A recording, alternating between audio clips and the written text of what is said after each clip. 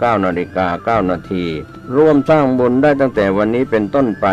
ติดต่อสอบถามร่วมบุญได้ที่พระครูสถิตธุราธรเจ้าอาวาสวัดสันขยอมอำเภอสันทรายจังหวัดเชียงใหม่0806849835และที่พระครูประหลัดกิติพงศ์กิติโสพโนด็อกเตอร์ผู้ช่วยเจ้าอาวาสวัดสันขยอม0962629694เชิญท่านร่วมบุญร่วมกุศลในคราวครั้งนี้โดยพร้อมเพรียงกัน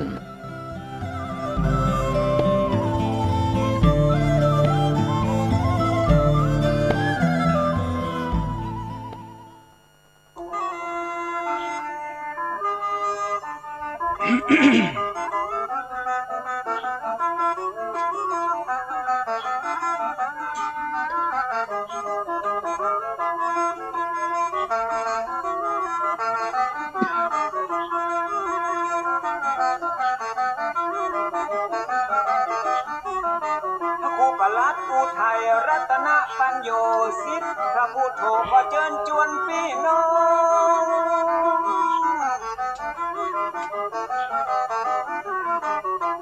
สาธุชนทุกคนแห่งห้องล้านนาตัวต้องบอกว่าไกลว่าไกลมาฟังรายการที่มีสาระน้อมนำธรรมะมาสาธยายขึ้น96.5เสียงใส104.5ดังไก่กระชอน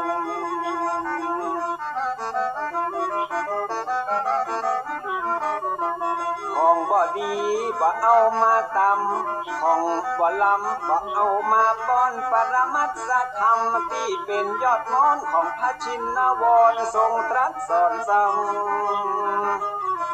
มันมาสัพพะเรื่องในล้านนาและภูมิปัญญาของคนบ่เก่าถ้าบ่ฟังคนเฒ่าตุเจ้าเปิ้นสอนมีพระตัวขาดนอนมีที่นอนขาดนุ่ง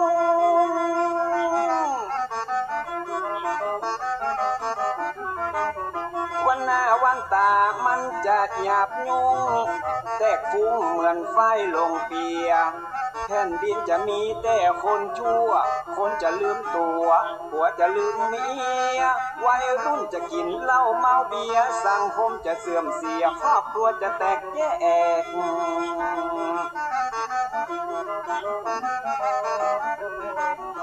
ถ้าฟังคนเฒ่าตุเจ้าเพื่อนสอนมีผ้าตัวมีหมอนมีที่นอนมุ้งแขกแผ่นดินบ่เอาห้อนแตกวัยรุ่นจะบ่แหกกฎเกณฑ์กองฮีดจะดีรายการธรรมะสร้างสรรค์ชีวีฟังเตอะจะมีแต่คุณประโยชน์ฟังธรรมะแล้วพิจารณาบ่ใจเข้าหูขวาแล้วออกหูซ้าย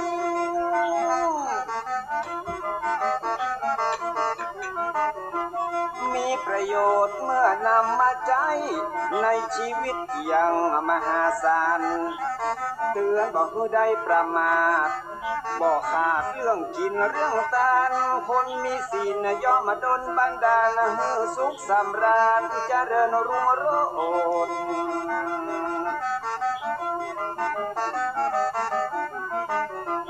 พ่อคนเฒ่าเปิ้นเข้าวัดวาดน้อมนำศีลมารักษาขายโพดคนบาเดียวจิตใจเหี้ยมโหดที่นิ่งขี้โคดอยากจะป่าเถื่อนไว้บนเอาแบบคนเฒ่ากำพาเจ้าเปิ้นสอนแล้วจะเย็นเมื่อนอนแล้วบ่ฮ้อนเมื่อหนาว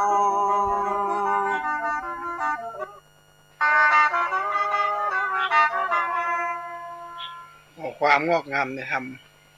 ขององค์พระสัมมาสัมพุทธเจ้าจงบังเกิดมีแก่บรรดาท่านสาธุชนพุทธบริษัททุกท่านที่ฟังรายการทานธรรมทางสงบในค่ำคืนนี้ตรงกับวันที่28วันศุกร์คืน9ค่ำเดือน8เหนือวันนี้ถือว่าเป็นวันเสียเป็นเก่าสัสุกปุตนี่ตามความเชื่อตามจันทรคติของคนโบราณรายการนี้ก็มีญาตินิยมได้ฟังกันทุกๆวันศุกร์ตั้งแต่1 ทุ่มถึง2 ทุ่ม กินข้าวน้ำข้าวแรงเสร็จก็นั่งฟังธรรมะกันเอาอาบน้ำแปรงฟันสระผมซักผ้าสิ่งภายนอก ที่เฮาชำระมันก็หมดจดสดใสละแต่สิ่งภายในนั่นก็คือจิตใจซึ่งเป็นกองบัญชาการทุกอย่างในชีวิต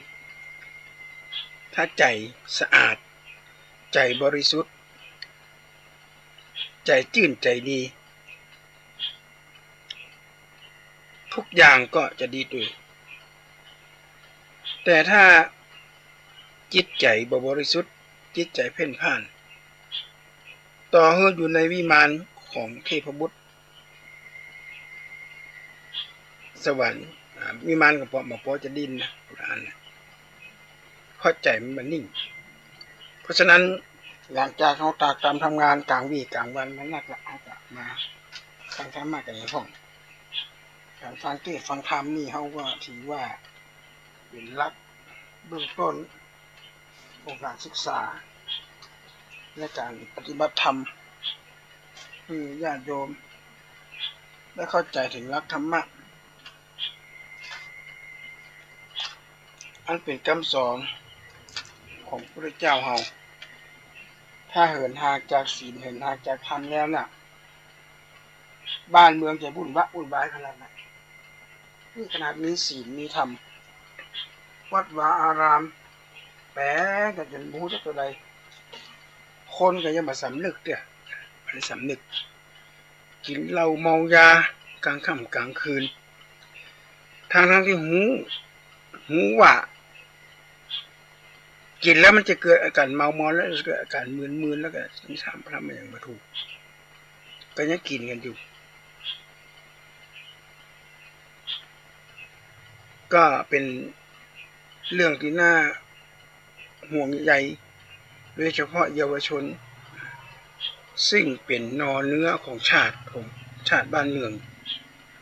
กำลังจะเจริญเติบโตไปเป็นพ่อคนแม่คนเป็นเจ้าคนนายคนเวลาใหญ่มาแล้วเนี่ยเขาจะได้เป็นเจ้าคนนายคนเขาจะไม่ได้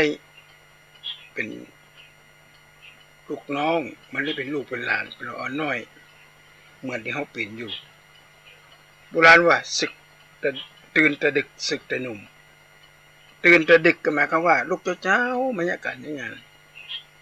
ศึกแต่หนุ่มก็คือศึกษาทั้งทางโลกศึกษาทั้งทางธรรมศึกษาไว้เพื่อเป็นเกราะป้องกันอันตรายจะเกิดขึ้นกันในชีวิตถ้าหากขาดการศึกษาขาดการใคร่ควรปัญหาต่างๆก็จะตามมาอาตมาภาพรู้จักกับศิลปินรู้จักกับนักแสดงอย่างต่างๆนานาหลายคนก่อนที่เพิ่นจะสิ้นบุญหรือว่าเพิ่นกำลังมีปัญหาชีวิตเพิ่นก็จะตักเตือนว่าท่านรู้จักศิลปินหรือรู้จักกับคนที่มี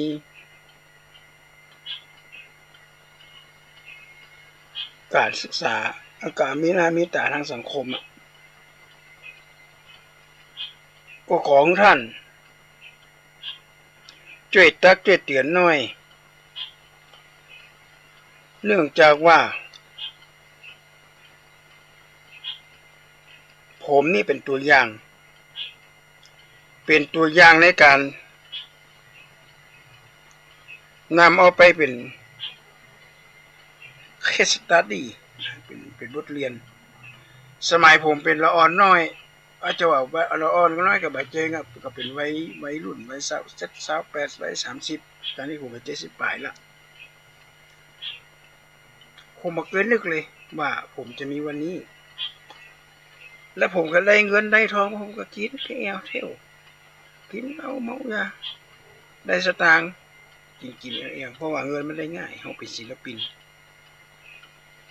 พอใหญ่ขึ้นมาแล้วเนี่ยความเป็นศิลปินก็ลดลงเพิ่นก็มาจ้างกันละเพิ่นจะยังวัยรุ่นก็คนหนุ่มก็คนที่มีไฟแรง มีการเปลี่ยนแปลงของโครงสร้างนักแสดงของนักดนตรีของจังซุงจังซ้อจังจ้ออย่างต่างๆนานาเหล่านี้เอาละสตางค์แบบเคยเก็บไว้จะซื้อที่ซื้อไห่ซื้อนากับบางคนไปก็ลวกไปก็เก็บไว้แต่บางคนไม่ได้เก็บนะมัวประมาทถ้ามัวประมาทวันนั้นเฮาก็จะได้รับผลวันนี้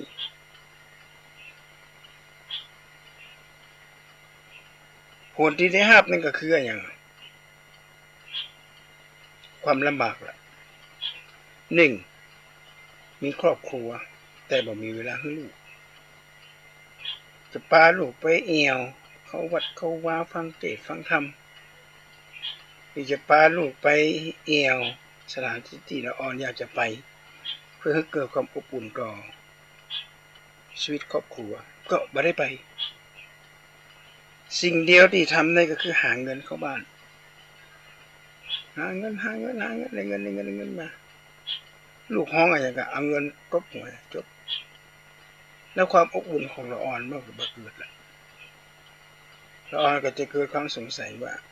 เอ๊ะพ่อเขาเป็นอะไรอย่างไปเนี่ยหรือว่าเกิดความก้าวร้าวตั้งพรรคตั้งพวกตีกันแกล้งเป็นกวนติดยุกติดยาพ่อละอ่อนบ่มีทางไปละไปหาป่อจี้ไปหาแม่ไปหาแม่จี้ไปหาป่อ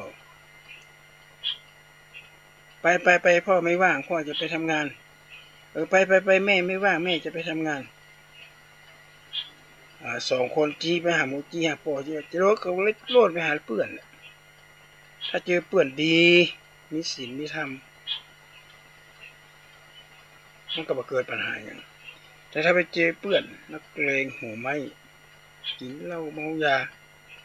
เอาละคราวนี้มันจะเกิดอะไรขึ้นมาอันนี้แหละฮะญาติโยมวัยรุ่นก็คือวัยรุ่นที่สร้างปัญหาขึ้นมาเนี่ยที่สร้างปัญหาอย่างต่างๆนานาขึ้นมาเนี่ยก็เพราะมาจากครอบครัวกันถ้าครอบครัวอบอุ่นละอ่อนมันก็อบอุ่นการดูแลลูกผมจะบอกว่าบ่อน้ำลูกยอกอไผ่บ่อน้ำมากันมาที่ว่าน้ำกินน้ำใจน้ำคำน้ำธรรมคำสอนพ่อแม่ไหว้ปู่ไหว้ย่ากับลูกจะไปเอกก็ใส่ลูกเลิกงานมานึกว่าตัวเองเป็นพ่อคนแม่คนไปทำงานทำการ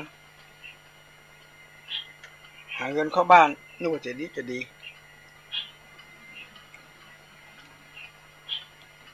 แต่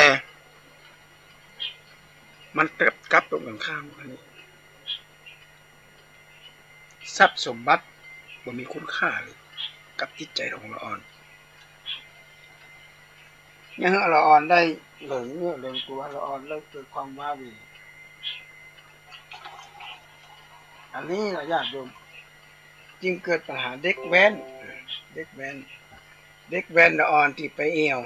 ไปกินไปเอวขับรถบิ๊กไบค์พาป่วน ลูกท่านหลานเธอทั้งนั้นหมูนี่พอโตขึ้นมาใหญ่ขึ้นมาพ่อแม่ตายละทิ้งมรดกเอาไว้ไปบ่รอดนะญาติโยมคนโบราณเป็นบอกว่าน้ำจะตุ่มไม่เห็นจะฟูกันนี่แหละลูกคนร่ำคนรวยพ่อแม่ปู่ย่าตาทวดเพื่อนทำงานหลังสู่ฟ้าหน้าสู่ดินหลังสู่ฟ้าหน้าสู่ดิน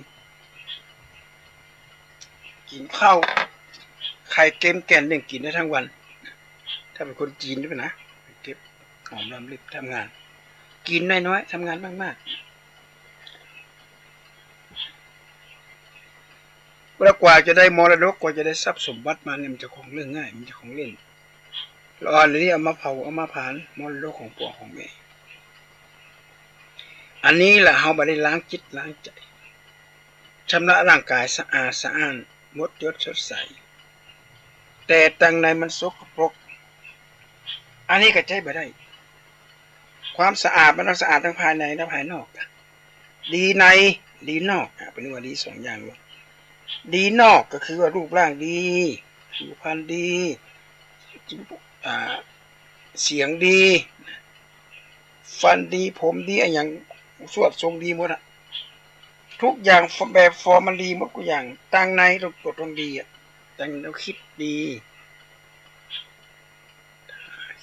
ทำดีบ่คิดในสิ่งเป็นอกุศลสิ่งเหล่านี้ก็เกิดมาจากการฟังเทศน์ฟังธรรม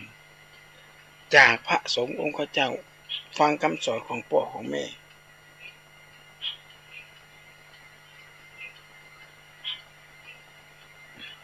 แล้วขอฝากกับญาติกับโยมไว้นะใครที่มีลูกมีหลานแล้วใครกำลังเป็นลูกเป็นเต้าก็ต้องระมัดระวังสิ่งเหล่านี้ไว้ให้ดีโดยเฉพาะตอนเนี้ยนะฮะมลภาวะกำลังเป็นปัญหานักที่สุดค่า PM มันสูงค่า PM เนี่ยสูงจนกระทั่งโอ้โหเจ็บหูเจ็บตา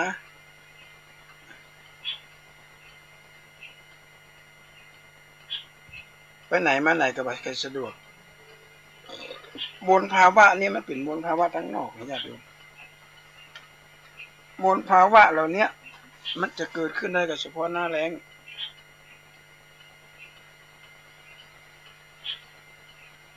มันเกิดขึ้นได้เฉพาะหน้าแล้งเท่านั้นถ้าถึงหน้าฝนปุ๊บมลภาวะเหล่านี้ก็หายไปแต่มลภาวะทางด้านจิตใจอันนี้กับความโลภความโกรธความหลงนี่มันไม่หายนะญาติโยมมันไม่ได้หายไปไหน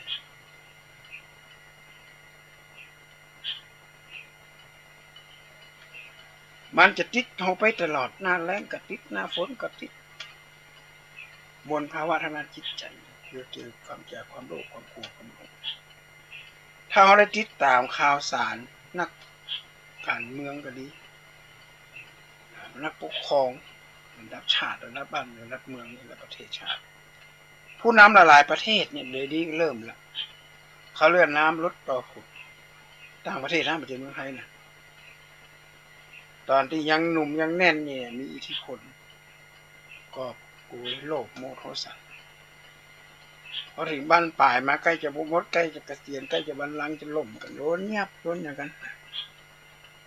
อันนี้แหละฮะบนภาวะที่มันเกิดขึ้นวันนี้จากไฟไกลจากน้ำห่างจากผีหนีจากไฟภัยในที่นี้นะคือภัยราคะขีไฟโทสะขีไฟโมหะขีไฟให้หลงจะหนีจากไฟเหล่านี้ไฟไม่ป่าเฮาก็ยังหาอย่างบัดดับได้หรือถ้าบัดดับมันบ่มีหัวเชื้อมันก็บ่ไล่ลามไปที่อื่นไกลแล้วมันก็ไม่เฉพาะที่มันจะไหม้แต่ไฟมันไม่ป่าเขาเนี่ยนะไม่ป่าก็คือไฟของควันบุหรี่ภัยจากโรงงานพิษภัยนะพอสมเผาจากโรงงานจา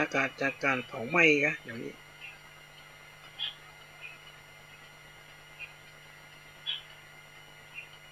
อันนี้ก็เป็นภัยที่ต้องวิ่งหนีไปเข้าใกล้อัคคีภัยอุทกภัยน้ำท่วมถ้าน้ำท่วมนี่นะน้ำท่วมบ้านท่วมเมืองเนี่ยมันก็มีโอกาสมดหายไปมันก็ยากไปน้ำแต่ไหนจะมาท่วมหน้าแล้งจะมีหน้าฝนมันเกิดขึ้นมาจากจิตจากใจของน้ำท่วมกลางเมษาออกพรรษาแล้วแบบนี้ละน้ำบ่ท่วมแล้วแต่น้ำท่วมภาคเขาเนี่ยญาติโยมน่ากลัวก็หน้าร้อนก็ท่วมหน้าหนาวก็ท่วมหน้าฝนก็ท่วมมันท่วมในทุกฤดูกาล7 วันอันตรายยิ่งโดยเฉพาะในช่วงนี้นะโควิดก็ถ้าจะว่าเบาบางก็นี่บัดใจนะญาติโยมเมืองหลวงประเทศไทยเขาเนี่ยข่าวจากสำนัก จากกระทรวงสาธารณสุขเป็นระบุตัวเลขว่าวันหนึ่งคนกรุงเทพติดเชื้อวัดโควิดสายใหม่เนี่ยสายที่มาใหม่นี่นะประมาณวันละ10,000 กว่าคนญาติโยมยาที่เคยให้กินแล้วมันหายไปเนี่ยเดี๋ยวนี้มันก็บอกใครหายแล้วมันดื้อยาเนี่ยมันดื้อยาแล้วจะต้องเพิ่มยาเข้าไปแถมหรืออาจจะพัฒนาสายพันธุ์ใหม่ขึ้นมาเชื้อโควิดเนี่ยตามที่อาตมาภาพได้อ่านรายงานจากข่าวดวงตาจะแดงเสียงจะแหบแล้วเชื้อจะเข้าไปในปอดง่ายมีโอกาสที่เสียชีวิตสูงการติดต่อกันจากลมหายใจการจะได้สัมผัสกันอย่างไรเพราะหน้ากากที่ทางรัฐบาลสั่งกำชับให้ใส่เนี่ยก็บ่ต้องเอาออกดอกบานไปเจอกับผู้คนก็ใส่หน้ากากอย่าไม่ประมาทนะอย่าได้ประมาทแล้วน้ำท่วมมันท่วมเลยเฉพาะหน้าฝนแต่น้ำท่วมปากเกร็ดวันอันตรายเนี่ยที่พูดถึงเนี่ยนะเพราะว่านี่มันก็ลดลงละนะอันนี้ลดลงละพอมันลดลงแล้วก็คนก็ไม่แอวกันโดยเฉพาะส่วนของการเนี่ยสาดน้ำสาดอะไรกันเข้าไปเชื้อโรคเนี่ยมันชอบอากาศชื้นอากาศร้อนๆนี่มันเคยเป็นนะเชื้อโรคโควิดเนี่ยถ้าเจออากาศชื้นเนี่ยหน้าฝนต่อไปที่จะถึงนี่ก็น่ากลัวมากน่าเป็นห่วงหนีจากภัยไกลจากน้ำห่างจากผีถ้าขืนไปเป็นทาสไปลุ่มไปหลงกับอบายมุขต่างๆปัญหามันจะโตมาละมดไห่มดนาเสียงงัวเสียงควายเรือนทองบ่เหลือเลยเป็นการพนันไปหลงหักแม่หย่าไม่ยิงของไปตึกเหล้าเมาเบียร์สิ่งเหล่านี้จะเกิดขึ้นมาก็คือโรคภัยไข้เจ็บโดยเฉพาะโควิดเนี่ยญาติโยมโควิดนี่เนี่ยนะมันอยู่ในห้องแอร์เนี่ยมันเย็นมันเชื่อมันชอบขนาดเลย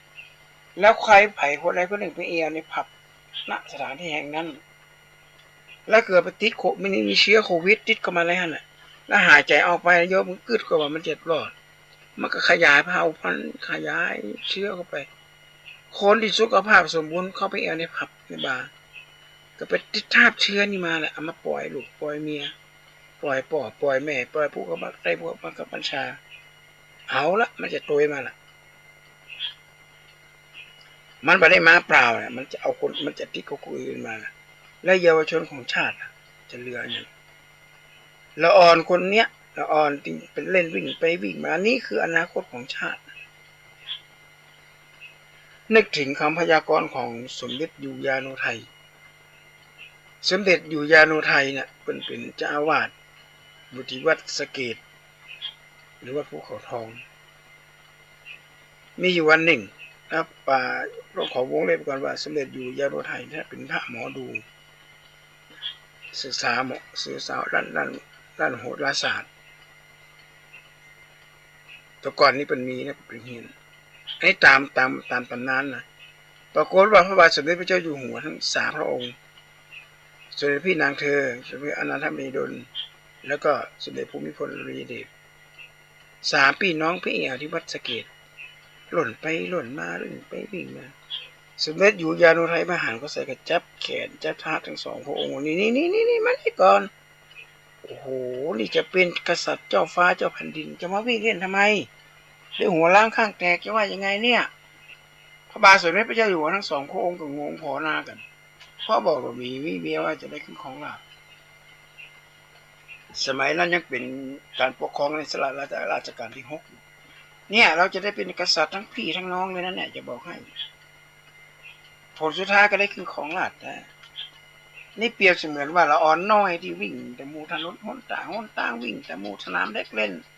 แต่หมู่บ้านหมู่อย่างเนี้ยอันนี้คือนอนเนื้อของอนาคตญาติโยมถ้าปะละอ่อนขาดทุนการศึกษาบ่มีที่ห้ามที่เฮียนบ่ได้เฮียนหนังสือหนังหาเขาบ่มีเงินบ่มีทองมีสตางค์ บ่มีสตางค์แต่ว่ามีอยากจะเรียนก็ช่วยอารมณ์อร่วยกันไปเพราะว่าคนไทยด้วยกันคนไทยด้วยกันอยู่ในโลกในแผ่นดินเดียวกันเราต้องช่วยเหลือเกื้อกูลกันและการไม่เป็นทาสของยาเสพติดการทาสพนันการทาสกลางค่ำกลางคืนเนี่ยมันเป็นสิ่งที่อัปลักษณ์อัปปีกับคนในยุคนี้ตั้งแต่สมัยอดีตมาแล้วพระพุทธเจ้าบัญญัติเอาไว้เป็นอบายคือเป็นทางแห่งหายนะส่วนผู้ประกอบการนี่จะเป็นนี่กว่าจะมีอานิสงส์นะอาตมาภาพไปสอนที่มหาวิทยาลัยแห่งหนึ่งสอนบ้านล่ะสังเกตว่ามีรถมอเตอร์ไซค์ก็ซื้อมาพร้อมๆกันนะญาติโยมแล้วกันนี่มันอย่ามาดังนะดังว่าทำกันหนึ่งกับบอกใครดังก็เลยถามละออนนักศึกษาว่าอันกันนั่นมันอย่ามาดังบอกว่าอ๋อเขาเปลี่ยนท่ออาจารย์เขาทำให้มันดังขึ้นรถเครื่องมันก็ต้องแปลงมันออกแปลงเสียงเบาๆไปแปลงเสียงดังอย่างเป็นนี้แล้วเนี่ยเป็นเวลาเร่งมันจะมีไฟออกเม็ดนั่นเสียงดังขนาดมันไหวร้านก็อยู่ใกล้ๆอยู่ในเมืองน่ะเจ้าของร้านตอนก็ไปซื้อไปใช้บริการวันหนึ่งหลานของเจ้าของร้านเนี่ยไปยืมของรถเปื้อนนะไปขี่รถที่มีการดัดแปลงเสียงมันดังปรากฏว่าเอาไปเบิ่นใส่หน้าร้านหน้าผับคนกำลังเมาเหล้าเขาเอาค้อนบุกกลายเป็นเจ้าชายนิทานหรือญาติโยมพ่อผู้เป็นพ่อก็หล่นนะพอลูกหัวแก้วหัวแหวนพ่อป่อนี่มีฐานะดีขายอะไรรถดัดแปลงและเป็นเจ้าของปั๊มน้ำมันเลยเจ๊งมัดเพราะว่าลูกเป็นเจ้าชายนิทราแล้วบอกฮู้จะเอาทรัพย์สมบัติไปให้ไผเพราะมีลูกคนเดียวและตรวจดูรถกันที่โดนบุกน่ะอะไรทุกชิ้นซื้อจากร้านของเปิ้นล่ะจะแจ้งตำรวจยับไปยับมาได้ตัวเป็นคนเอาอะไรเสียงดังมาขายคือวัยรุ่นดัดแปลงรถลูกบ่าวตัวเองขับรถไปชะตากรรมของเราอ่อนน้อยมันจะขาดโดนเอาค้อนบุกกลายเป็นเจ้าชายนิทราไปเพราะว่าเอาค้อนไปบุกตัดงอนก็ล็อกตัดงอนตัดเอ็นคอน่ะซึ่งมันเป็นห้อยเป็นเส้นประสาทใหญ่กลายเป็นเจ้าชายนิทรากลายเป็นอัมพาตไปพ่อแม่ต้องมาป้อนข้าวป้อนน้ำให้ลูกมดมดเชียงมดเลยอนาคตของร้านค้ากิจการนี่ใจไปได้ละขายเมื่อมานานมันนี่เองญาติโยมไปเจเบือนนี่คือบาปกรรมที่ได้ทำเอาไว้ถามว่าคุณซื้อมาแปะดัดแปลงยี่จะบ้านเปิดเดือดร้อนกันผมเบิร์นรถไม่คืนเนี่ยเวลาไปบินหน้าบ้านแล้วเสียงดังประตูกลับบ้านกลับเมืองโอ้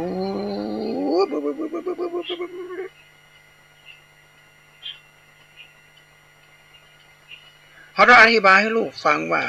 การที่มีรถเสียงดังยี่เอาอกเขามาใส่อกเขาสมมติเราอยู่บ้านใกล้ถนนเนี่ยแล้วมีรถเสียงดังสักสิบกว่าการผ่านหน้าบ้านกินข้าวมาลงเสียงมันดังเพื่อลูกเนี่ยนึกถึงหัวอกเขาอกเขา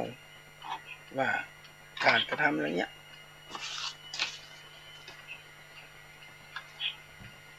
มันแบบเป็นที่น่าพึงพอใจของพวกเราหมู่เรามันเป็นอบายมุขเป็นทางแห่งความสิบหายไปดัดแปลงรถเปิดมาสร้างมาทำมาจากโรงงานแต่ละโรงงานที่มันผลิตรถออกมาญาติโยมถ้าไผ่ไม่พอใน YouTube ในอะไรแต่ละชิ้นเนี่ยโอ้โหเป็นผลิตขึ้นมาเป็นทดสอบหมดในรถยนต์กันใหญ่ๆไปเอาหุ่นยนต์หนังไปทางไหนแล้วก็เร่งรีโมทเร่งสุดขีดเลยแล้วเอาไปจนกำแพงบนหุ่นยนต์จะเป็นยังไงบ้างขับรถเร็วขนาดไหนมันจะมีห้องทดลองสำหรับรถแต่ละรุ่นและต้องเป็นอะไรที่มาจากโรงงานซีเขาก็ไปซีเอาไปดัดแปลงอะไรเสียงมันดังก่อยก็ไปใส่มันเสียงมันดังขึ้นมาแล้วเสียงเวลาเล่นมาเนี่ยแล้ว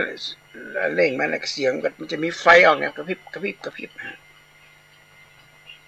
พอมีไฟออกก็ ก็ทำให้เกิดความงดงามสนุกสนานตำรวจจะมาตรวจก็จะตรวจอย่างไรจะยับอย่างไรลูกท่านหลานเธอทั้งนั้นพอรถบิ๊กไบค์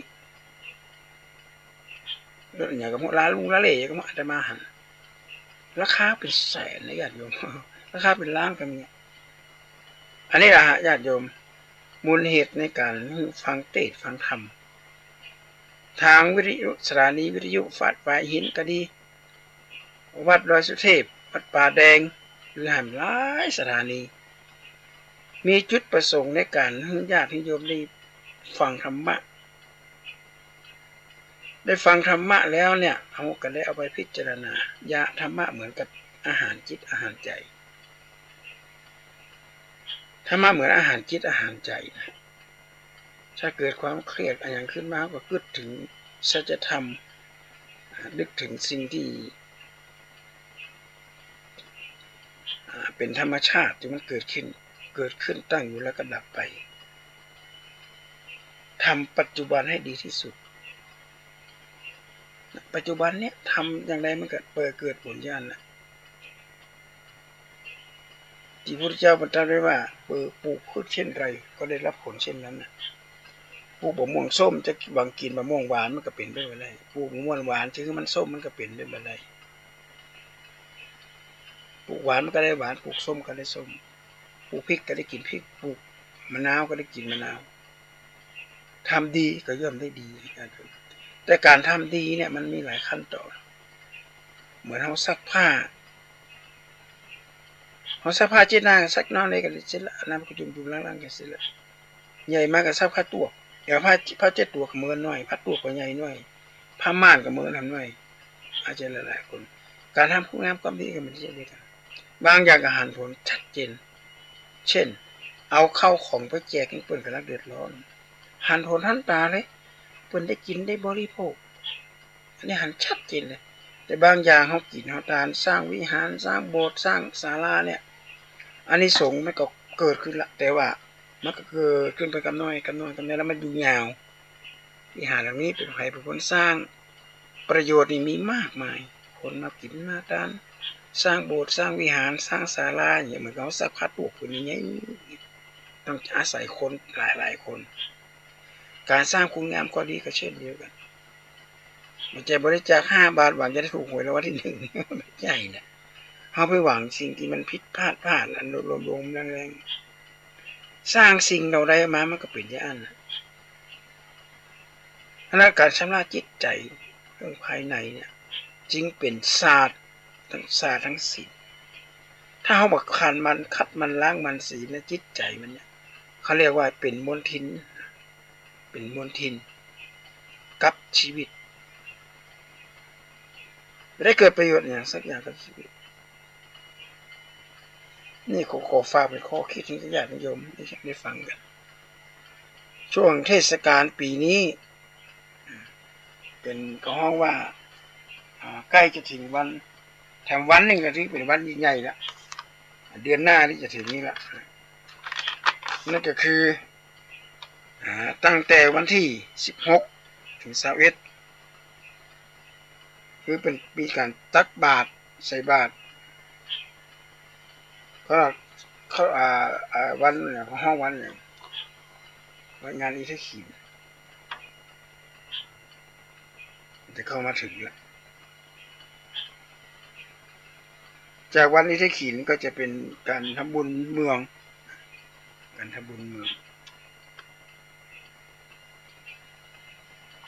เพราะฉะนั้นก็บุญกินบุญตาลที่มันเกิดขึ้นกับบ้านกับเมืองเขาเนี่ยนะก็ถือว่าเป็นความเชื่อของคนสมัยโบราณความเชื่อของคน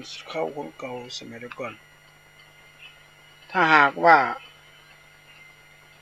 คนสมัยก่อนเนี่ยถ้าเพิ่นบ่ามีความเชื่อด้านนี้นะคือจารคตินิญาติโยมมันจะแม่นยำกว่าสุริยคติสังเกตวันตักบาตรข้าวสารตักบาตรดอกไม้ของงานอีเทขีนที่วัดเจดีย์หลวง จะมีฝนตกทุกปีเลย90%เลยเพราะคนโบราณเป็นคำนวณจากจันทรคติถึงหน้าฝนเลยเพราะนั้นแบบแปลกเลยว่าวันวิสาขะวันมาฆะวันอาสาฬหบูชานี่มันได้ตรงกันวันที่นะวันที่1ที่2ที่3นะเดือนมกราที่1มีนาที่2เดือนกุมภาเดือนมกราที่1กุมภามีนามกรากุมภาที่2มีนาที่3เนี่ยอันนี้เป็นวันข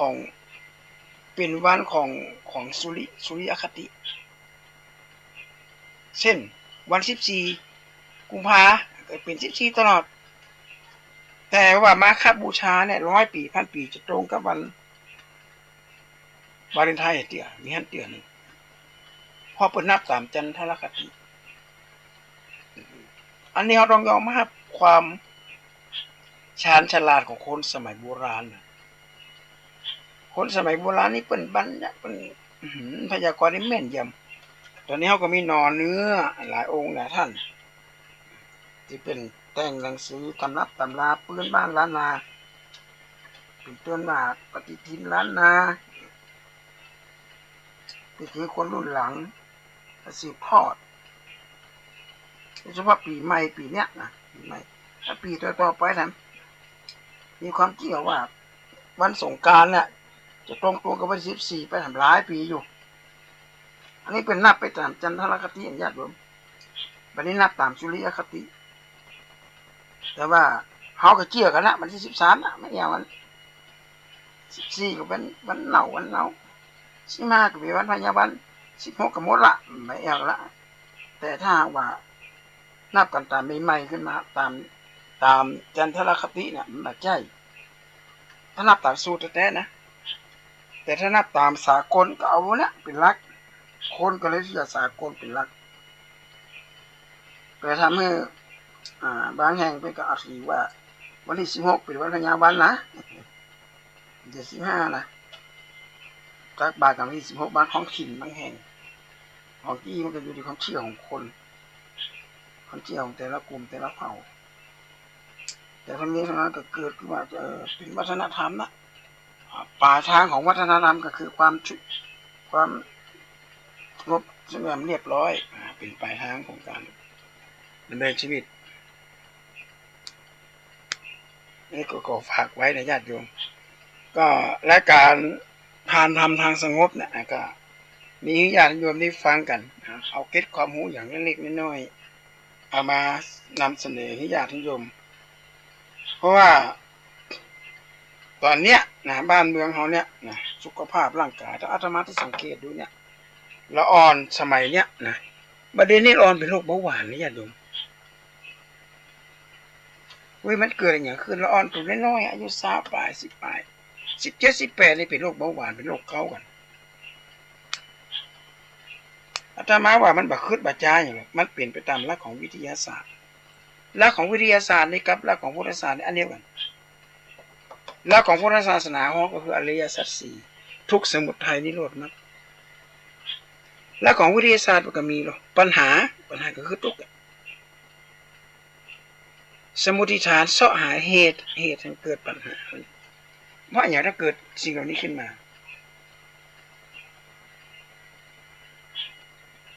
นิโรธการดับมันต้องแสวงหาสิ่งที่มันดับ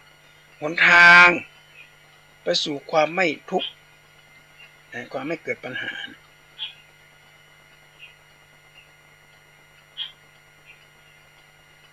เพราะนั้นละอ่อนนี่มีโรคภัยมาเบียดเบียนมาเจ็บเป็นเย็นอุ่นอ่อนแอเกิดจากการบริโภคอาหาร1ละ2เกิดจากการออกกำลังกายเพราะบริโภคหนักเข้าไปละอ่อนน้อยเจริญวัยรุ่นกินของปิ้งของย่างกินของมักของดองอย่างต่างๆนานาเหล่านี้กินอาหารมาเป็นเวลาทิ้งเวลาในร่างกายของเหมือนกายนครนะญาติโยมเขานึกถึงกายนครเขาดีก็นึกถึงบ้านเมืองเขานี่แหละบ้านเมืองเขาเนี่ยซอกไหนมองมุมใดต้องมีตำรวจต้องมีทหารคอยปกป้องสิ่งแปลกปลอมเข้าในบ้านในเมือง เช่นคนหนีเข้าบ้านเข้าเมืองหนีเข้าป่าเข้าดอยหนีมาเข้าในเมืองบ่แจ้งมาอย่างนี้มาตำรวจก็ต้องจับกลัวเป็นอันธพาลที่นี่ร่างกายการนครเนี่ยถ้าหากว่าเขากินผักผลไม้ที่เป็นภูมิต้านทานร่างกายเขาเนี่ยเหมือนเขาทรงทหารกองรบพิเศษหน่วยรบพิเศษกองกำลังการจู่โจมหรือคอมมานโดส่งเข้าไปในร่างกายถ้ามีของปิ้งของย่างของทอดของมันลงเข้าไปทหารที่เขาส่งไปเนี่ยจะทำหน้าที่ป้องกันกรดไขมันป้องกันการกรดโยริกไอ้พวกนี้มันจะไปป้องกันเอาไว้ถ้าเขากินเนี่ยเข้าไปอาตมาภาพได้รู้จักกับด็อกเตอร์ท่านหนึ่งเป็นหมอไปเจอกันที่อินเดียไปปะเขาจะเป็นเหตุบังเอิญเพราะว่าไปผลิตแล้วก็เอายามาทาคุณหมอแล้วไปกระทาออกจากโรงพยาบาลมากระเตียวว่าสักจำล่ำหันคุณหมอพอเปลี่ยนชุดเสร็จแล้วกระเตียวเข้ามาเอาอ้อนพันเตเลยเนี่ยเป็นอินเดียตกใจแล้วถามว่าบ้านอยู่ไหนทางจากโรงพยาบาลไป3 กิโลโยมไปเที่ยวบ้านไหมไปกับไปกันเขาชอบเที่ยวอยู่แล้วหรอจากวัดพระสิงห์ไปถึงปุ้นนะฮะไปถึงจากวัดพระสิงห์ไปถึงปุ้นตัวผู้ว่า3 กิโลเปิ้นเบากว่าเปิ้นเตียววันละ6 กิโลนะไปปิกเปิ้นเคยขึ้นรถเลยรถบ้านเป็นมี4 กัน 5 กันเจ้ามาประกาศกินข้าวกินน้ำอย่างเรียบร้อยหมดประกาศสปายเป้สปายถุงยามเป็นแฟนเป็นแฟมเป็นอย่างใส่ไปกระเตียวมาทำงานเครื่องแบบเครื่องแต่งกายความเป็นหมอก็อยู่ที่ทำงานละเลิกงานใส่กระเตียวไปแถมที่บ้านเป็นเนี่ยตอนเจ้าเนี่ยเป็นว่าทำกินอะไรอย่างเป็นจะลวกนะไอ้อย่างเงี้ยบะห้อยขมนี่ครับเป็นลวกไม่ค่ำไม่คืนแล้วกินเล่นบอกแควกุลาหรือภาษาไทยเป็นทั้งว่ามะเขือพวงเปิดน้ำมันลวกนะญาติโยมเอาต้มน้ำน่ะเอาใส่เข้าไปหมกซุปน่ะนั่งพอทีวีไปด้วยก็กินไปด้วยเขาเปลี่ยนพฤติกรรมใหม่กันได้ก่อนเอาเนี่ยแบบเนี้ยไม่ได้แปลงนะบะเขืออย่างนั้นบะเขือพวงหรือว่าบะแควกุลานี่กิโลบะกี่บาทปลูกเองเลยถ้าจะคือดีเอาแกนแห้งๆมาแล้วมา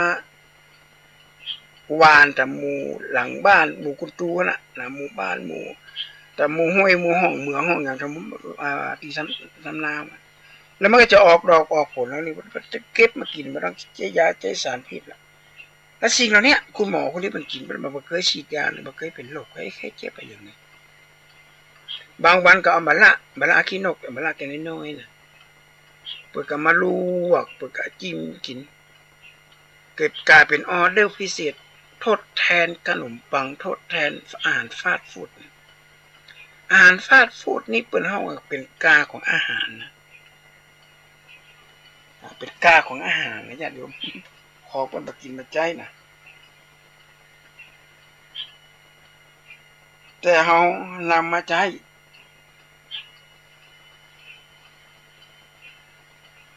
นำมากินกลายเป็นอาหารชั้นผู้ดี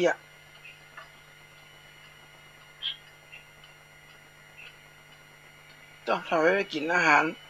หมูกระทะ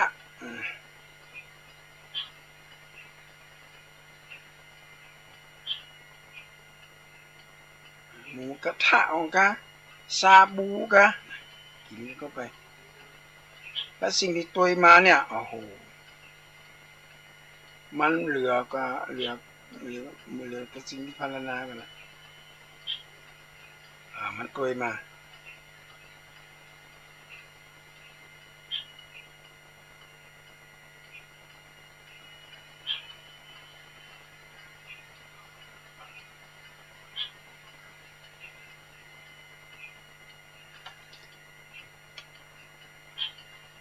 เพราะฉะนั้นเราอ่อนได้กินอาหารประเภทนี้แหละมันกินทั้งวันเลยญาติโยมสมัยก่อนมันก็กินไม่เมื่อมันก็กินเห็นที่กินป้องปีป้องเดือนอย่างเงี้ยสมัยปะอุ้ยอาตมาภาพมันจะกินลากินซ่าเนี่ยปีหนึ่งปีใหม่เนี่ยนะมันจะมี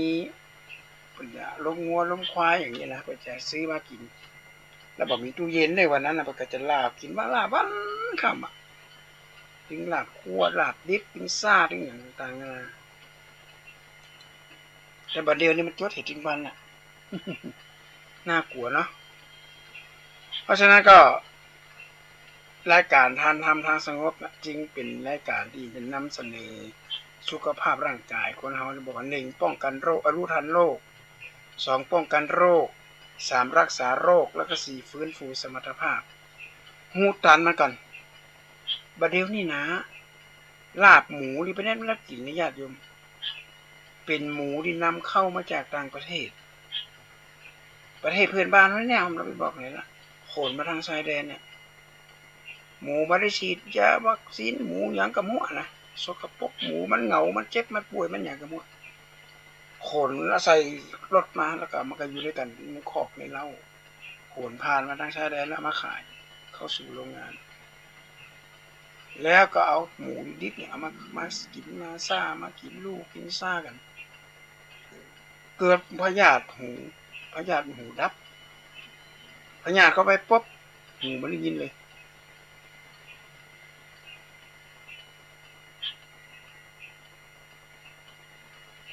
กลายเป็นหูดับรับไม่ไปเหี้ยโหหน้าห่วงเนี่ยญาติโยมบอกลูกบอกหลานและในนี้แถมอย่างนึงกำลังเปิดศึกนักกันเกี่ยวกับกัญชายาเสพติดอันที่จริงอาตมาหันตัวนะที่ไปเอาน้ำมันมาสกัดจากน้ำมันกัญชาเนี่ยแล้วเอามารักษาโรคเนี่ยอาตมาหันตัวเองเพราะอันนี้มันจะสารเสพติดเนี่ยมันจะสารเสพติดมาป้ายลิ้นคนที่นอนบ่หลับหรือคนที่มีโรคบางอย่างอันนี้เราต้องถามแพทย์นะแพทย์ถามคุณหมอยาเนี่ยหมอสมุนไพรหมอเภสัชก็จะมีวิธีกลิ่นวิธีใจเป็นสกัดมาเป็นน้ำมันราคาแพงแต่ก่อนนี่ลิตรหนึ่งเป็นเป็นแสนเพิ่นก็ว่ามันได้ผลดีแต่จริงที่คัดค้านที่สุดคือเอามาสูบเพราะอาตมาภาพในสมัยเป็นเนน้อยอาตมาก็เคยสูบฤทธิ์ของกัญชาที่มันเวลาเมาในญาติโยมมันน้องๆยาบ้าน่ะแล้วเราอ่อนวัยรุ่นเดี๋ยวนี้เสพหมดเพราะว่าเปิดไม่ยับละพกไปทำไปโรงเรียนพกไปที่ทำงานได้ถึงแล้วก็มาสูบแล้วเคิมเลยพอเคิมเสร็จแล้วครับรถมันเกิดความหวาดผวากะว่าจะเบรกก็ไปเหยียบคันเร่งกับเหยียบจะเร่งก็ไปเหยียบเบรกเอาละไปตัวไอ้คนเป็นโจรมันขึ้นมาแล้วจะว่าอย่างไรหัวล่างข้างแตกเปิดไปโจรเขาไปโจรเปิดเพราะนั้นก็ขอฝากไว้เป็นข้อคิดกับพ่อแม่ผู้ปกครองที่มีลูกมีเต้ามีลูกมีหลานการเลี้ยงลูกเนี่ยนะต้องเลี้ยงลูกแบบนกอีซีนกอีซีนี่เวลามันเลี้ยงลูกเนี่ยพอลูกมันโตขึ้นมาแล้วมันจะกราบลูกขึ้นไปบนอากาศแล้วปล่อยลูกลงมาเลยบินมาคนเดียวใกล้จะถึงดินถ้ามันนี่ได้กับกราบมันก็มากราบลูกเอาไปตกกะติมันมาพอแห้งก็ได้ก็ปีนจะเล่นกิ้งไปกิ้งมาเอาไหมลูกบินได้ไหมสอนลูกเพื่อมีความเข้มแข็งบัดเดี๋ยวนี้เขาเลี้ยงลูกแบบคุณหนูลูกเขาได้อย่างเป็นลูกผู้บังเกิดเก้าทั้งนั้นมันจะแม่ผู้บังเกิดเก้าละ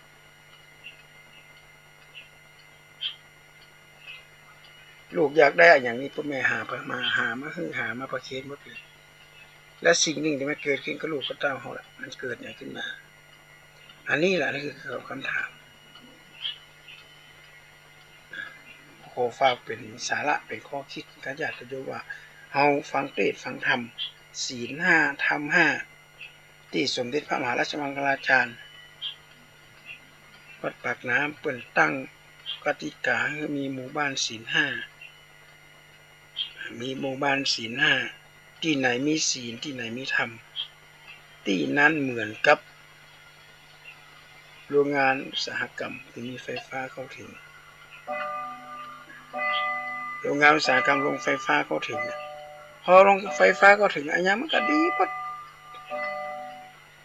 สามารถใจกับสิ่งหลายอย่างได้เหมือนกับบ้านที่มีธรรมะผมมีธรรมะไปอยู่ที่ไหนคนก็กระหักจะเป็นคนพิการก็เป็นคนหูหนวกตาบอดเป็นคนเฒ่าคนแก่เป็นหนุ่มเป็นสาวคนก็หักโอ้โหเพราะอย่างเขามีศีล5มีธรรม5เป็นแม่บทในการดำเนินชีวิตแต่มีแต่ความเจริญรุ่งเรืองถ้าขาดศีลขาดธรรมเอาละปัญหาเกิดขึ้นมาละคงจะไปโทษใครเพราะฉะนั้นก็ขอฝากเป็นข้อคิดของญาติโยมเด้อในวันศุกร์นี้ของญาติโยมมีความสุขความเจริญก้าวหน้าหน้าที่การงาน